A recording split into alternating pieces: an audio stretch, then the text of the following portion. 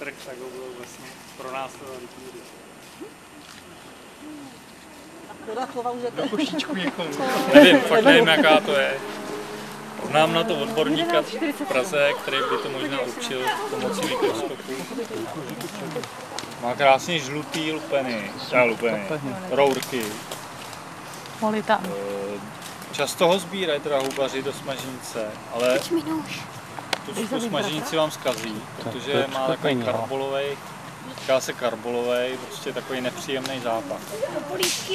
A ten vynikne právě při tom vaření. No, ale jako je udávaný i jako jedlej, jo. Není udávaný jako nejedlej nebo jedovatý. Je udávaný jako jedlej, ale je vzácnej, takže by se sbírat na nose.